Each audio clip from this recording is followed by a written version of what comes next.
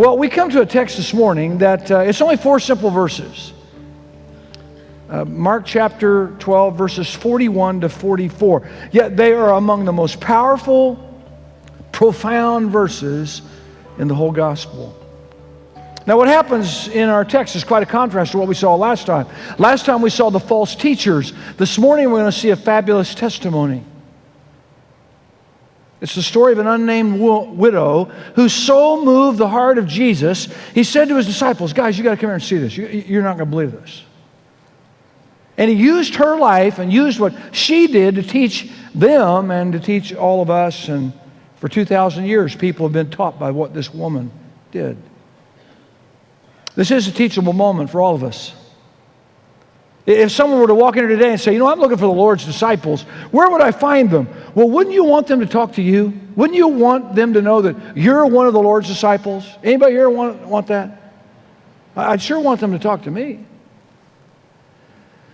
And Jesus hoped that his disciples got the message that day, and my hope today is that we get the message as well. This is a powerful testimony. I hope you have a powerful testimony. If not, it's time to get one. Would you stand for the reading of the Word this morning? Mark chapter 12, beginning in verse 41. And Jesus sat down opposite the treasury and watched the people putting money into the offering box. Many rich people put in large sums. And a poor widow came and put in 2 small copper coins, which make a penny. And he called his disciples to him and said to them, truly, I say to you, this poor widow has put in more than all those who are contributing to the offering box. For they all contributed out of their abundance, but she out of her poverty has put in everything she had, all she had to live on. You may be seated. May the Lord add his blessing to the reading of his word. Now think about the contrast between this poor widow and the scribes and Pharisees we talked about last week in the previous verses. They were obsessed with these long flowing robes that caught people's attention. She was wearing widow's garb that no one would notice.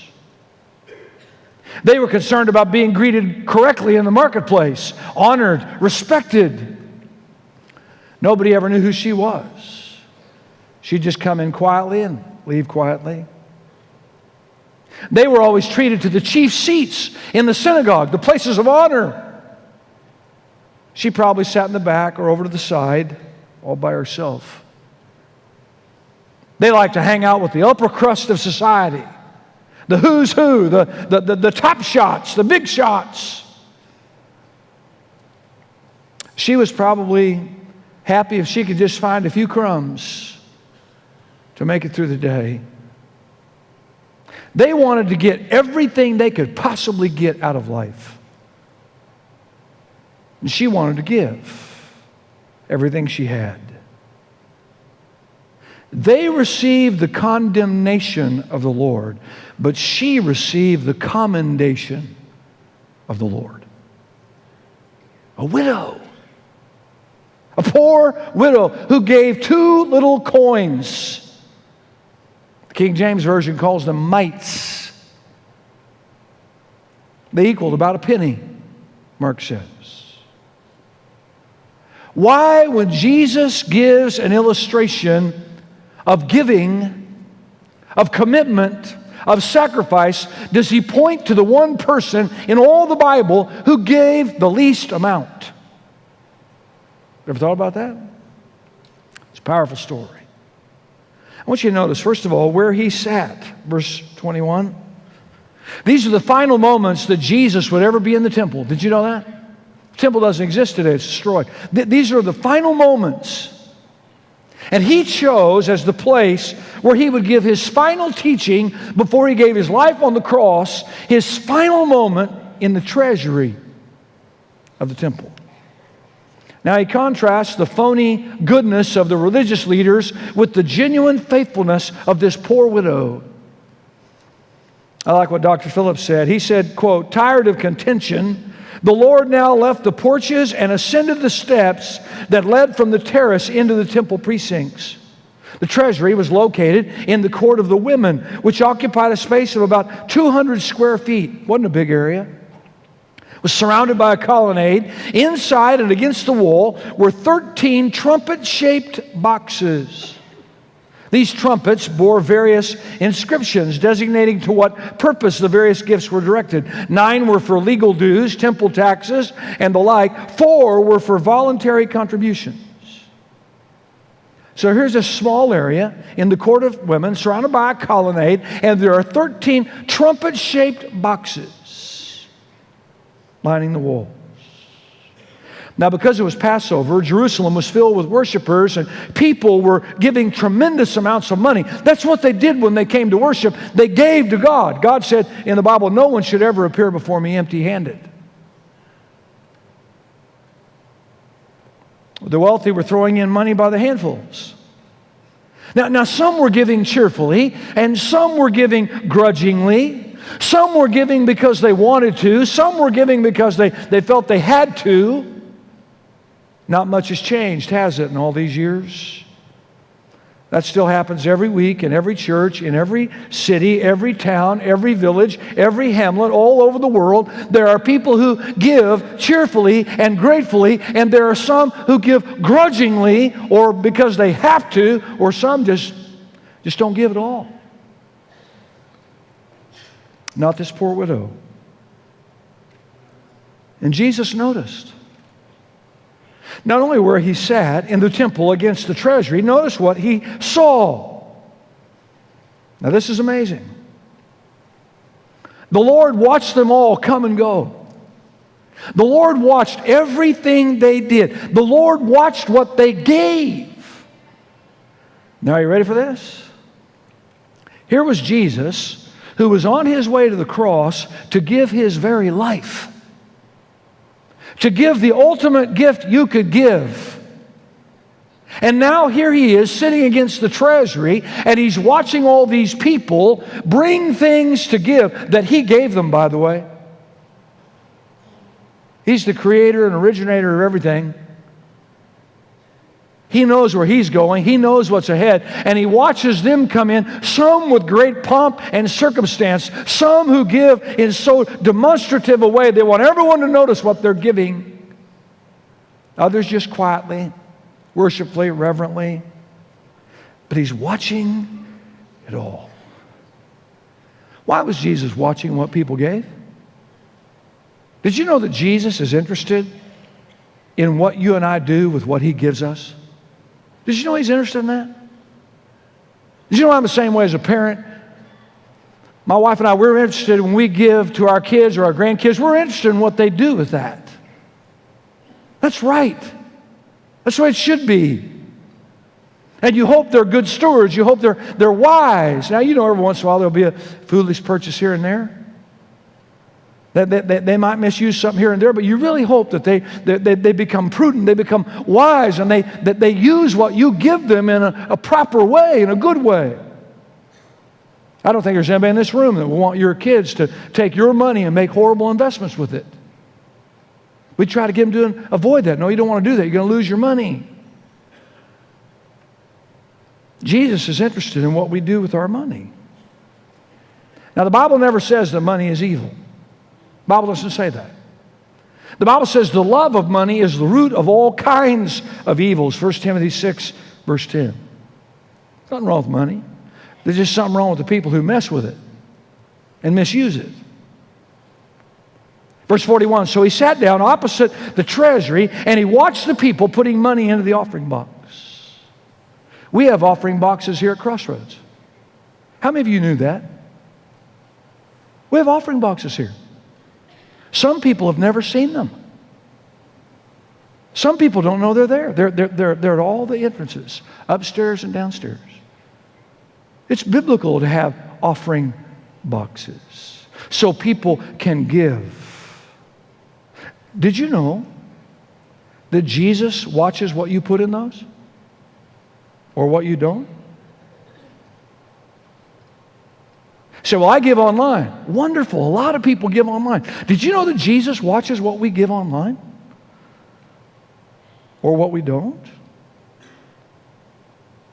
Jesus sat down against the treasury and he watched the people putting money into the offering box. And Mark notes, he saw the wealthy putting in a lot. And they should. If God has blessed you with a large salary, if God has blessed you with a large inheritance, then your giving should be large. I have a mentor, Wayne Smith. Many of you know him. He's been like a father to me for virtually all my life. And many of you know that in January he nearly died, and he's doing wonderful now. And his home church was in horrible disrepair. And so he took it upon himself that, well, maybe this is the reason why God kept me alive. I've told him that's not the only reason. That may be one reason, but that's not the only reason. And he wanted to raise the money for this little church that runs about 70 people to do the remodeling. If you saw the building, their whole building could fit up here on the platform. And he sent a contractor. This is Wayne Smith, 85 years old. Sent a contractor over there to figure out how much it would take to fix it. And the contractor came back and said, it'll be $89,480. So Wayne called me and he said, listen, he said, I'm not asking you to give all this money. I said, well, thank you. He said, but I am asking for your help. I said, I'll be honored to. And I said, Wayne, all you have to do is just tell people you need help. People help. People love you. People honor you. People respect you.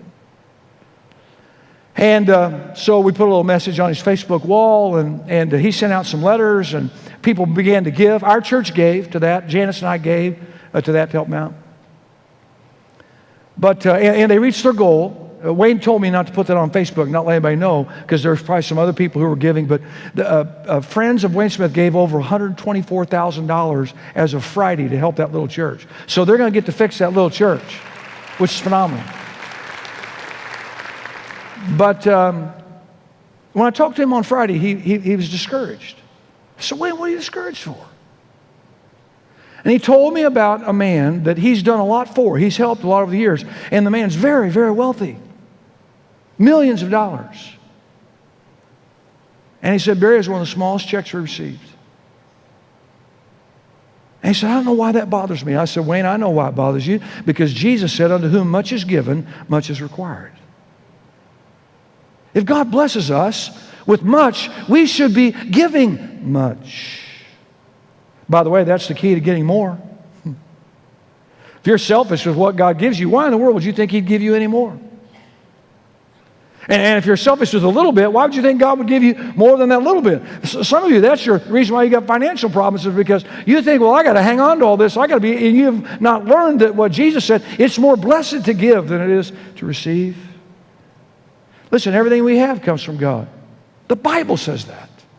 Don't just believe the Bible verses about the things you want to believe and not believe everything it says. The Bible says every good and perfect gift comes from the Father above.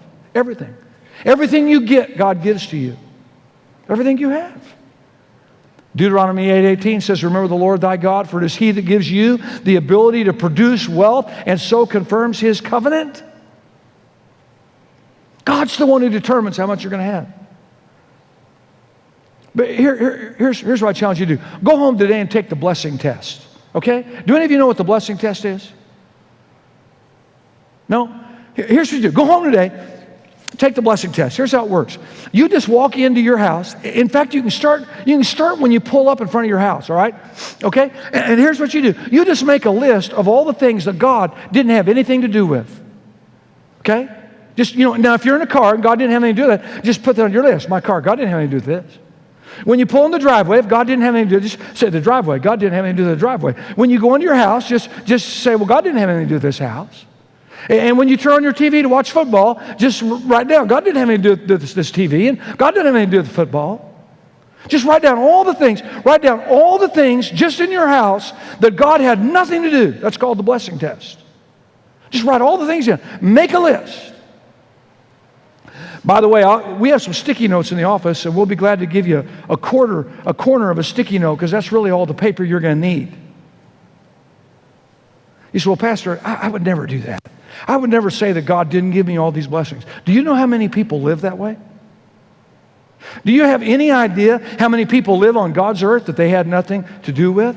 They eat God's food that they had absolutely nothing to do with. They drink God's water that they had absolutely nothing to do with. They breathe God's air that they had absolutely nothing to do with. They use the resources God put into the ground that they had absolutely nothing to do with. They enjoy a body with a heart and lungs and ears and eyes and hands and feet and brain and blood vessels, and I won't go into all the details, but they enjoy all of that they had nothing to do with. And yet they never give a thing back to God. And here's the most bizarre part about it of all. They think that's all theirs.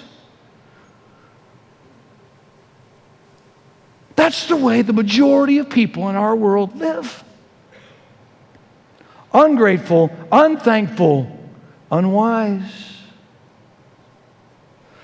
We used to sing an old song. I'm an old guy, so I like old things, all right? Get over it. And I like some of the old hymns. We used to sing an old hymn that said, count your many blessings. What's the next line? Name them one by one. You know what the last line of that song is? And it will surprise you what the Lord has done. Friend, listen, you and I don't own a thing. And if you think you do, you just wait till you draw your last breath. I just want to make a sobering statement this morning, and I don't want to be a downer on your day or anything like that, but I just want to tell you the truth. And the truth is this: the day's going to come when every single thing you have is going to be in somebody else's hands. Everything. Your husband, your wife, your kids, your grandkids, your car, your home, your cash, everything you have. You better wake up now. It is not yours. It's not yours. And I want to tell you something. If you want to have a miserable death, you think it is all yours. And it will kill you. It will destroy you, that you're laying in that hospital bed and you don't get to hang on to all that stuff that you thought was yours. Why is it that God, who gives us everything, has to work so hard to pry it out of these little fleshly fingers? That shouldn't be that way at all. Hold your place in Mark 12. Turn over to Luke chapter 12. Mark 12, Luke 12. Turn to Luke 12. Luke chapter 12, verse 16. It's the parable of the rich fool. Jesus told him a parable saying, the land of a rich man produced plentiful, and he thought to himself, what shall I do? For I have nowhere to store my crops. God's blessed my business. I don't know where to put all my money. I mean, I've got my 401k, and I've got savings accounts, and all, but I don't know what to do with all this money. And his business did so, and he said, you know what I'll do? I'll tear down my barns. I'll build larger ones. I will get some storage bins, and I'm glad they're building all these storage things around here so I can put all my stuff in them. And I need to build me a second house so we can put some of our furniture in that second house. And I've got so much stuff, and I've got so much grain and goods, and I'll say to myself, soul, you have ample goods laid up for many years. Relax, eat, drink, and remember, hey, I'm retired now, and all my bills are paid, and I'm out of debt, and I got a new car, and I got a summer home, and I got all these wonderful things, and now it's time to really enjoy life. And I'm going to kick back, going to go to Cancun, going to go take some trips. I'm just going to travel the world. This is going to be wonderful. And God said to him, you fool. What? You fool. Why am I a fool? I'm doing pretty well. Have you seen all the stuff I got? This night your soul is required of you. In other words, you're leaving. Check, please. And the things you have prepared, whose will they be now? Listen to what he says. So is the one who lays up treasure for himself and is not rich toward God. Friend, you leave God out of it. You try to hang on to all your stuff, and I don't need God. It's funny how, God's always there when we need Him. Where are we when He says, hey, how about me sharing with you? I didn't get to meet him. Senator McEwen, last January, they had a Solomon Foundation event in Washington, D.C., and he took them on a tour of all these historical sites on them. Janice and I missed it because there was a snowstorm here. I don't know if you remember that or not. And the grounded planes, we couldn't get there. I would have loved to have met him in person because I heard a story about him years ago and his little boy. They went to McDonald's, and his little boy liked fries. And so he said, Daddy, can I have big fries today? And he said, sure. So he bought him some big fries. And they sat down at that little counter. And Senator McEwen reached over, he said, to get a fry. And his son pulled the fries back. And he goes, I just want one. He goes, no, these are my fries. And Senator McEwen said, I sat there and I thought, no, those are my fries. I gave them to you. I made it possible that you could have those fries. And you know what? I could get up and I could just go buy me my own big fries.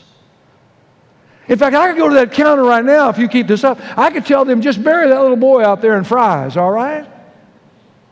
And he said, and then it hit me. That's the way I am with God. God gives me all these blessings, and he sits down with us. He says, hey, could I have a fry? Oh, God, these are ours. There's two important facts I want you to get. Number one, everyone and everything belongs to God. Everyone and everything belongs to God. Psalm 24:1, the earth is the Lord's and the fullness thereof, the world and those who dwell therein. It all belongs to God. Here's number two. God is the one who determines the number of your days. God is the one who determines the number of your days. Now, in a church our size, it's very possible that someone's number will be up tomorrow. God's the one that determines that. Psalm 139, verse 16, your eyes saw my unformed body. All the days ordained for me were written in your book before one of them came to be. Psalm 39, verses 4 and 5, show me, Lord, my life's end and the number of my days. Let me know how fleeting my life is. You have made my days a mere handbreadth. The span of my years is as nothing before you. Everyone is but a breath, even those who seem secure. Ever watch on the news when they announced the unexpected death of so-and-so? No one saw it coming. Nobody knew. Nobody even knew they were sick. So Jesus sat down against the treasury to watch as people gave. And verse 42 says, and a poor widow came in, and she put 2 small copper coins, which makes a penny. Now this is where you understand, it's not about the money with God. God doesn't need our money. It's not ours in the first place, remember? It's not about the money, it's about our heart. He proves that here. It's not the amount. There are some of you today that have got a bunch of pennies in your pocket. It's not about your pennies. It's about your heart. Dr. Phillips said, quote, little did she know whose eyes were watching her that day. Little did she know that the Lord of glory sat over against the treasury that day. Little did she know who had looked into her purse. Little did she know what joy she had brought to the Savior. A ray of sunshine on a dark and gloomy day of controversy. A glow in the gloom that was now gathering all about him on his way to the cross. Little did she know that her gift that day would find its way into the Gospels, and that for the next 2,000 years, her generosity would be talked about and preached about to the very ends of the earth, which I'm doing today. Little did she know. Josephus, the Jewish historian, said, and I quote, the religious performance among the scribes and Pharisees had reached such an absurd state of affairs that some of the Pharisees, before they made their contribution to the great collection box, actually summoned a trumpeter to go before them to get everybody's attention. Wow. And Jesus in the Sermon on the Mount, Matthew chapter 6, verse 2 said, when you give to the needy, sound no trumpet before you, as the hypocrites do in the synagogues and in the streets, that they may be praised by others. See, they wanted the affirmation of men. They wanted the recognition of men. And Jesus said they have their reward. That's it. That's all they get. Remember in Acts chapter 5, Ananias and Sapphira? They received the jaw-dropping praise of men for what they gave, and yet they faced the judgment of God and dropped dead in church because they lied about what they were giving. Well, Jesus saw this poor widow come in, and he witnessed what she did, and he called his disciples over, and I want you to notice what he said. He called them over, and he pointed out what she had just done, and he highlighted what she gave. He said, she has given more than all those who are contributing to the offering box. Now, I'm not the best at math, but I'm good enough at math to tell you, on human scales, she did not give the most. No way. But you see, God uses a different set of scales. He also talked about how she gave. He said, out of her poverty, she has put in everything she had, all she had to live on. In other words, she gave sacrificially. The others gave out of their plenty. She gave out of her poverty. If you needed $100 this morning, you came to members of our family. If you came to me, I'd say, here you go, there's $100. If you came to one of my kids, my youngest daughter, who's a senior at Dallas Baptist University, she most likely would say, well, listen, you probably need to go see my dad. But if you ask her for a couple of dollars, you could probably get that, right? I mean, see, there are some of us here this morning that, there's all kinds of different levels. It's not about what we give. It's if we give in accordance with how we've been blessed. She gave out of her poverty. They gave out of their plenty. Oswald Smith said, and that's a great quote, it's not how much of my money will I give to God, but how much of God's money will I keep for myself, end quote. Dr. Warren Wiersbe said it's not the portion of our giving, but the proportion that is important. Did you know Paul said in 1 Corinthians 16:2 that we should give in accordance with our blessings? The King James Version says, as God has prospered you. In other words, if God's blessed you a lot, you ought to give a lot. If God hasn't blessed you at all, you don't have to give anything. Remember the blessing test? Dr. John Walvoord, who used to be the president of Dallas Theological Seminary in Dallas, said this, and I quote, Jesus used her example to teach the disciples the value God places on wholehearted commitment. Their own commitment to Jesus would soon be severely tested, end quote. In fact, we're going to see that in chapter 14.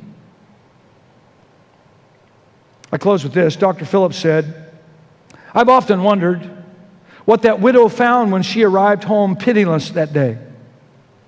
You ever think about stuff like that? Did the Lord send Judas with a gift? You know, he was the keeper of the money bag of the disciples. Just a few days earlier, the Lord had received Zacchaeus' pledge, where he said, half of my goods I give to the poor.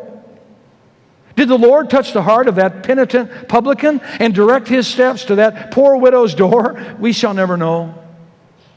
But one thing we can anticipate, great will be her reward in heaven. End quote. I love that. 4 observations. Number 1, don't put on an act. It's a waste of time. Jesus isn't impressed with cheap theatrics. Hypocrisy has dire consequences. You can't dress up disobedience or selfishness or foolishness. You can't dress it up. Sarah Palin said it's like putting lipstick on a pig. It really is. You can't dress it up. Number 2, giving isn't a matter of how much you give, but rather of how much of God's money you keep. And the tithe, giving 10% of whatever God gives us, is a great place to start, but it's a horrible place to stop. Number 3, it's not a matter of who gives the most.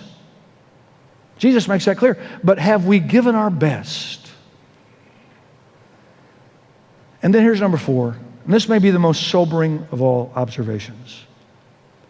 Don't compare your giving with what the poor widow gave, or anybody else for that matter. Compare all of your giving with what Jesus gave.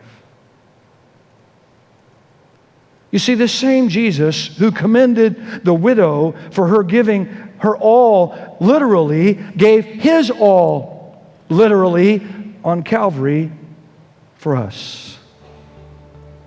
And so the question is, what will we give in response? For what it's worth, it needs to be our best. Let's pray.